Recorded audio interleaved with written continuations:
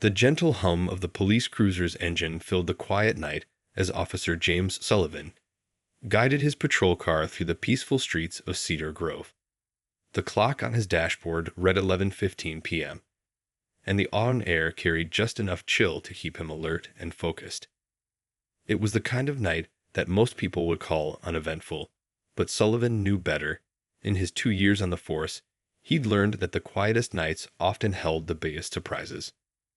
As he turned onto Maple Avenue, the streetlights cast long shadows across the road, creating a pattern he'd grown familiar with during his regular night shifts.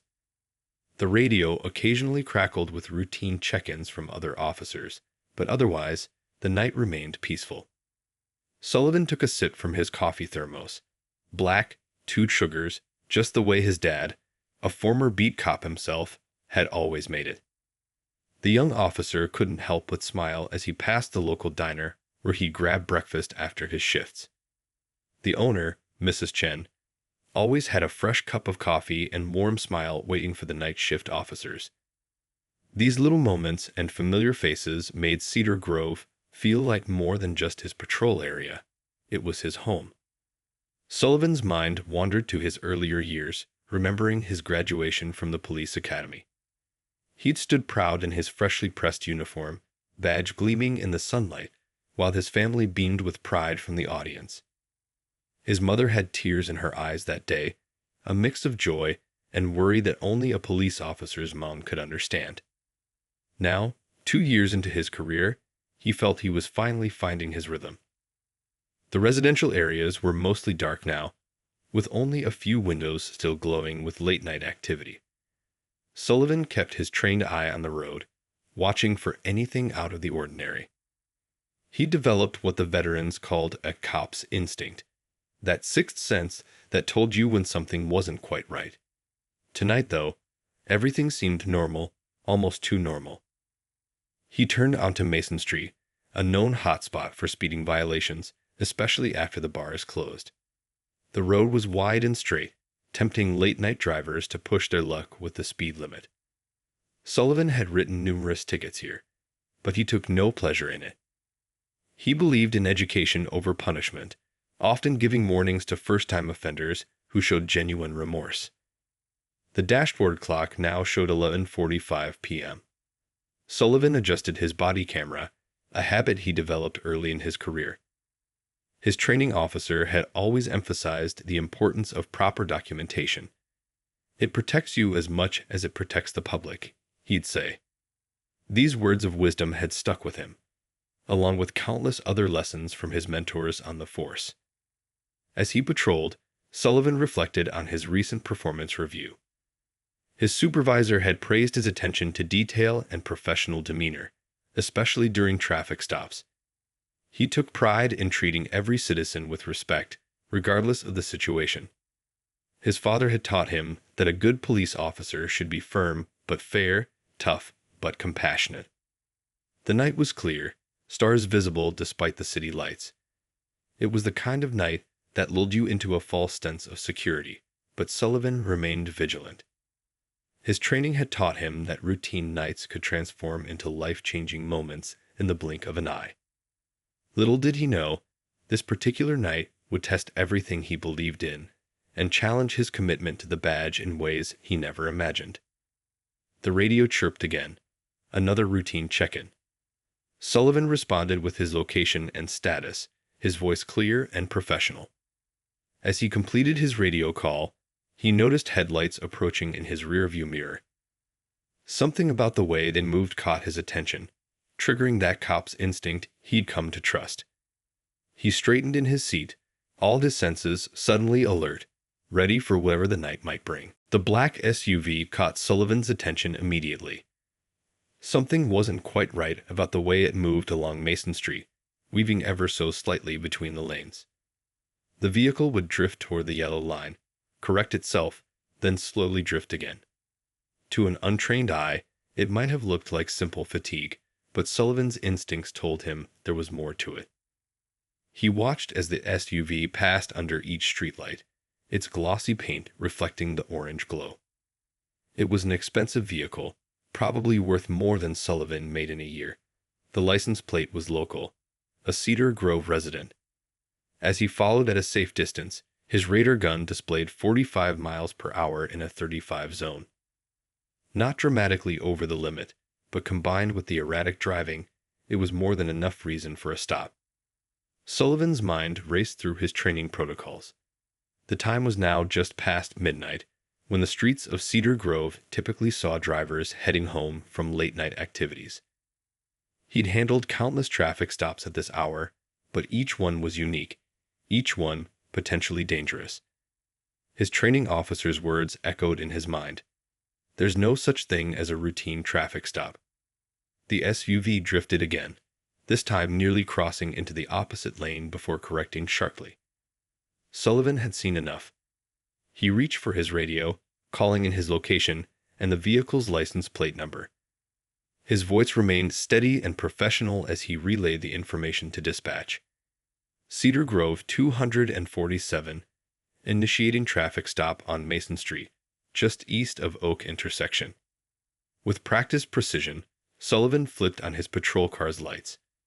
The blue and red illuminated the street around them, creating dancing shadows on the nearby buildings.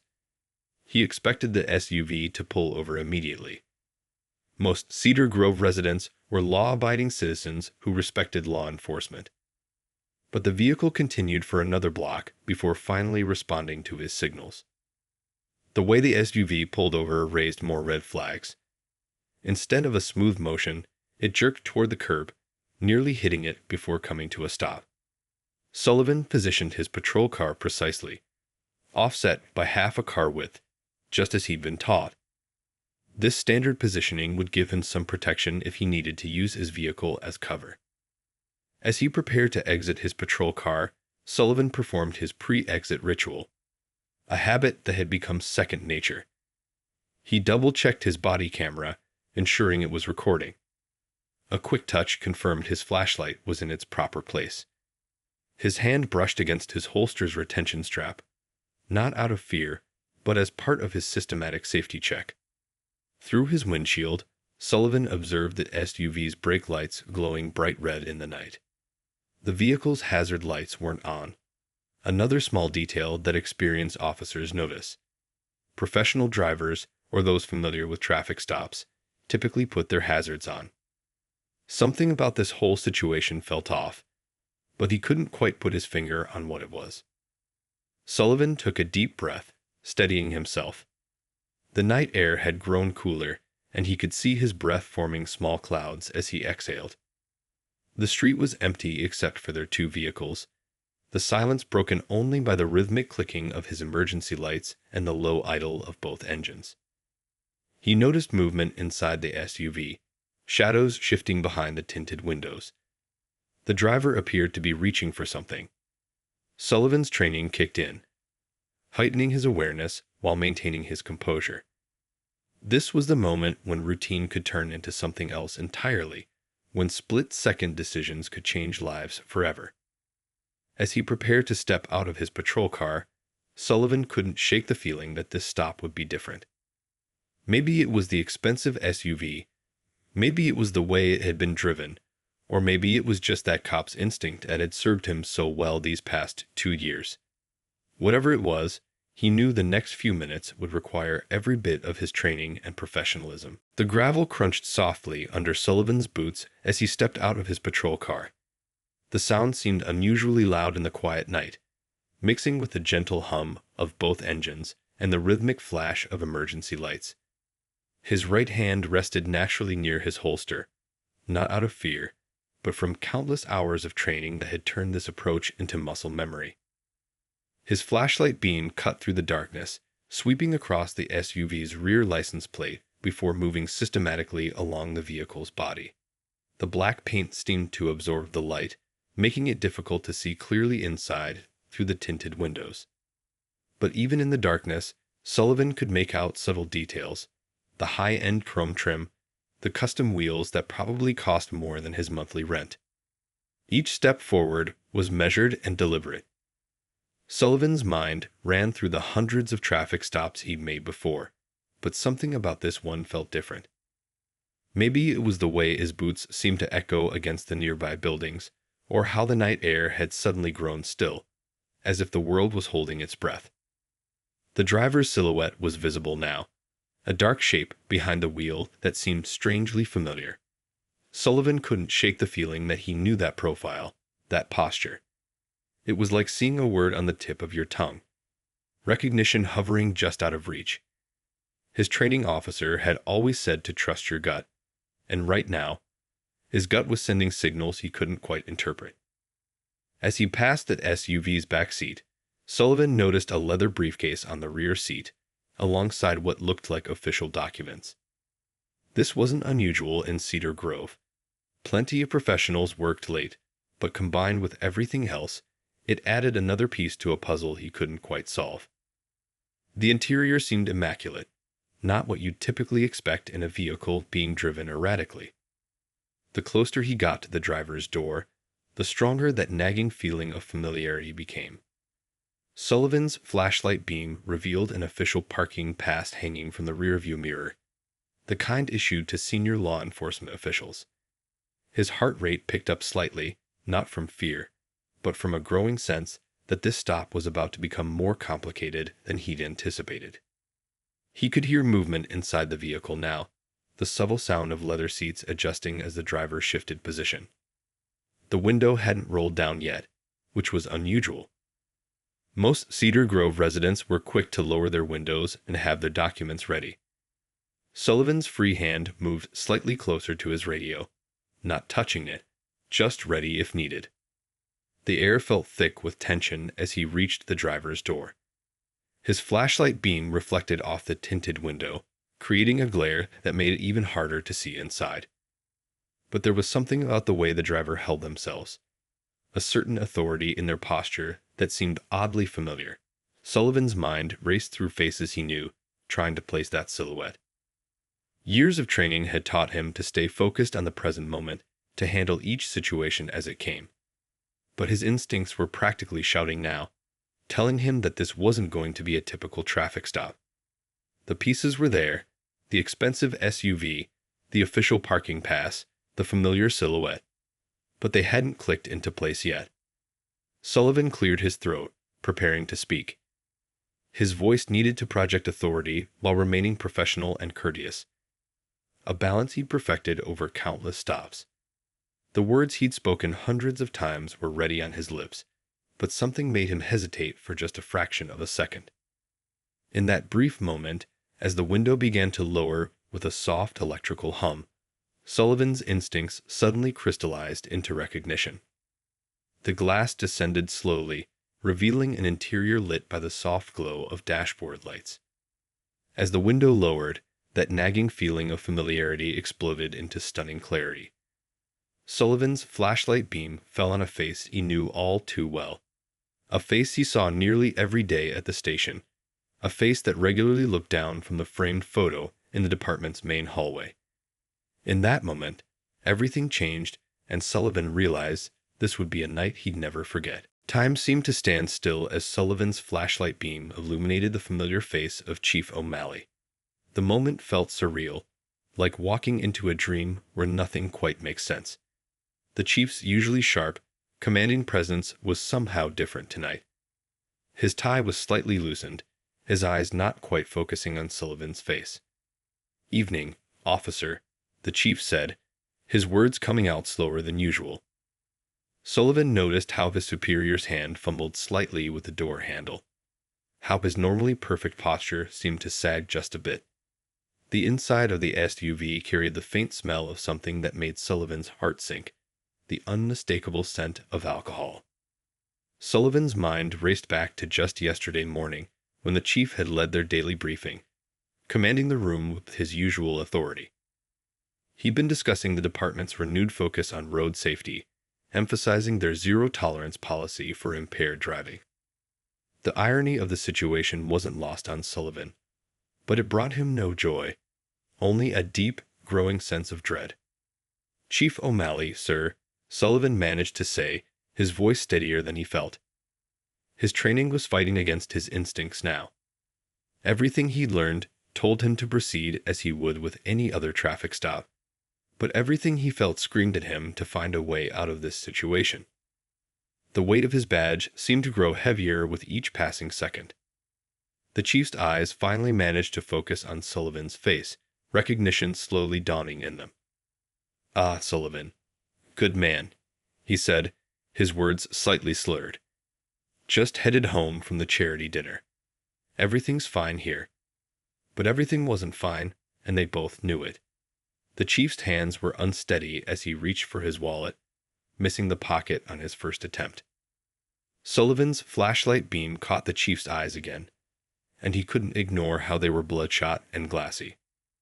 His mind flashed to all the times the chief had spoken about integrity, about how wearing the badge meant holding yourself to a higher standard.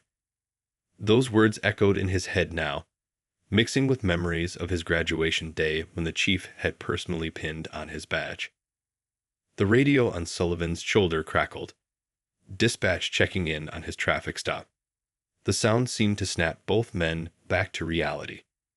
Sullivan knew he had to respond, knew that every second of the stop was being recorded by his body camera. The weight of the moment pressed down on him like a physical force. This wasn't just about a traffic stop anymore. This was about everything he believed in about law enforcement. "Sir, I'm going to need you to step out of the vehicle," Sullivan heard himself say, the words coming out professionally despite the storm of emotions inside him. He watched as something flickered across the chief's face.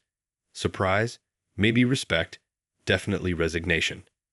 For a moment, Sullivan thought he saw a glimpse of pride in his superior's eyes, though it was quickly replaced by shame. The chief's hand paused on the door handle. "You're doing your job, Sullivan," he said quietly, his voice carrying a mix of defeat and dignity. That's what I've always taught you to do." The words hung in the air between them, heavy with meaning. In that moment, Sullivan saw not his commanding officer, but a man, a good man who had made a terrible mistake. The sound of a passing car in the distance reminded Sullivan that the world was still turning. That time hadn't actually stopped, even though it felt like it had. His training kicked back in, providing a framework for what needed to happen next. There was only one right path forward, even though it was the hardest one he'd ever had to take. As the chief slowly began to comply with his request to exit the vehicle, Sullivan thought about all the lessons O'Malley had taught him about integrity, about doing the right thing even when it hurt. He never imagined he'd have to apply those lessons to the man who taught them to him. The night air seemed colder now as reality settled in. This was really happening, and nothing would ever be quite the same after tonight. Standing there on Mason Street, with the flash of emergency lights painting everything in alternating red and blue, Sullivan felt the weight of the hardest decision of his career pressing down on him. Time seemed to move differently now, each second stretching out like honey dripping from a spoon. His mind raced through every possible option, even as his heart knew there was only one right choice. He thought about his first day at the department, how Chief O'Malley had welcomed him personally, sharing stories about his own early days on the force. The chief had been more than just a boss. He'd been a mentor, a guide, someone who showed younger officers what it meant to wear the badge with honor. Now here they were, the teacher and the student, in a situation neither could have imagined. The sound of distant traffic filtered through the night air as Sullivan watched the chief steady himself against the SUV. O'Malley had taught him that the law wasn't just words on paper. It was a living thing that needed to be applied equally to everyone. "The moment we start making exceptions," he'd said during training, "is the moment we lose the public's trust." Those words came back now with painful clarity. Sullivan's hand touched his body camera, knowing it was recording every moment. He thought about his fellow officers, about how this would affect the department. The chief was respected, even loved, by his team. He'd attended their family barbecues, celebrated their promotions, supported them through tough times. How would they react when they found out about tonight? Would they understand Sullivan's position, or would they see him as a traitor? The metal of his badge caught the strobing lights, reminding him of his oath. He remembered standing tall at graduation, right hand raised, swearing to uphold the law without fear or favor. It had felt so simple then, so black and white. But now, face to face with this gray area, he understood why his father, a retired officer, had always said the hardest moments in police work weren't the dangerous ones. They were the moral ones. A car passed by slowly, its driver rubbernecking at the scene. Tomorrow, word would spread through their small town like wildfire. Cedar Grove wasn't just any town. It was a place where everyone knew everyone, where the chief was a familiar face at the local diner, where he'd served as grand marshal in the town parade just last month. This wouldn't just be a traffic stop. It would be a moment that changed their community. Sullivan's radio crackled again. Dispatch requesting an update. He'd have to respond soon, have to put into words what was happening here. Once he did, there would be no going back. The chief was looking at him now, his eyes clearer than before, filled with a mix of shame and something else. Was it respect? Acceptance? The night air felt heavy with unspoken words between them. He thought about alternatives. Could he call someone to pick up the chief? Could he just issue a warning? Each option flashed through his mind, each one accompanied by his training officer's voice. The right decision and the easy decision are rarely the same thing. The chief himself had said those words countless times during briefings. The weight of his duty pressed against him like a physical thing. This wasn't just about one traffic stop or one night. This was about everything the badge stood for. It was about the rookie officers who looked up to both of them, about the community they'd sworn to protect, about the fundamental idea that justice had to be blind to rank or status. Sullivan took a deep breath of the cool night air, straightening his shoulders. The path forward was clear, even though it felt like walking through fire. Sometimes being loyal to the badge meant being disloyal to the person who gave it to you. Sometimes upholding your oath meant breaking your own heart. As he prepared to take the next step, Sullivan realized that this moment would define not just his career, but his character. The words came out steady and clear, despite the hurricane of emotions inside Sullivan's chest. "Chief, I need you to perform a field sobriety test." The moment the sentence finished, the world seemed to hold its breath. The flashing lights continued their rhythmic dance across the scene, but everything else felt frozen in time. Chief O'Malley nodded slowly, a gesture heavy with understanding.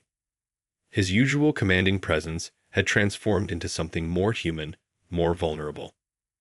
"You're doing your job, Sullivan," he said quietly, his voice carrying both resignation and dignity. "Just like I taught you." The words hung in the air between them, a bridge between what was and what had to be. The sobriety test proceeded like countless others Sullivan had conducted, yet entirely different. Each step was by the book, exactly as he'd been trained.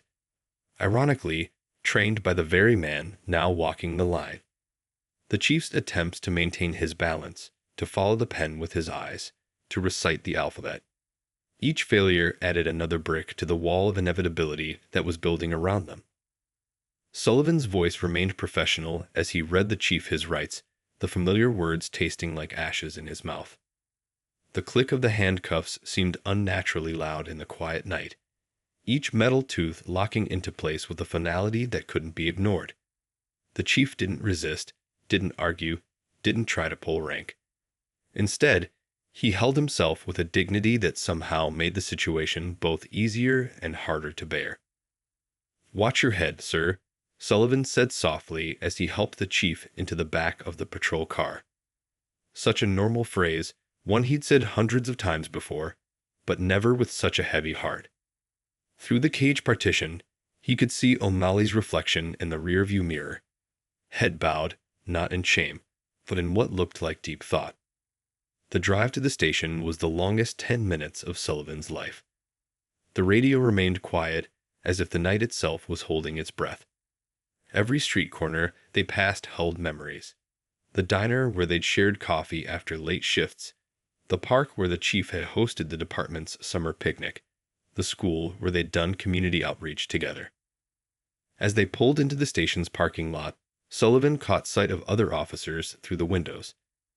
News traveled fast in a police department, and he could see the mixture of shock and disbelief on their faces. But there was something else too, a glimmer of respect in their eyes. They understood, even if they didn't want to, that this was what integrity looked like when it really counted. The booking process was surreal. Sullivan's hands didn't shake as he took the fingerprints, snapped the photograph, filled out the paperwork. Each action was performed with the same professional courtesy he'd show any other person in custody. The chief remained silent through most of it, speaking only when necessary, his responses clear and cooperative. At one point during the processing, O'Malley looked directly at Sullivan. "You know, I've never been more proud of any officer than I am of you right now," he said quietly. The words hit Sullivan like a physical blow. Here was his mentor, in the lowest moment of his career, still teaching, still leading by example. The sun was just beginning to hint at dawn when Sullivan finally finished his report. Every detail was included, every procedure followed to the letter. His finger hovered over the submit button for just a moment, the weight of everything that would follow pressing down on him. Then he remembered what the chief himself had always said. Integrity isn't about what you do when everyone's watching. It's about what you do when making the right choice hurts. With that thought in his mind, Sullivan pressed submit. The soft click of the mouse echoed in the quiet room, a small sound that would have big ripples. As he leaned back in his chair, exhausted but certain, he realized that tonight hadn't just been about enforcing the law. It had been about living up to everything the badge represented, everything the chief had taught him, even if that meant using those lessons against the teacher himself.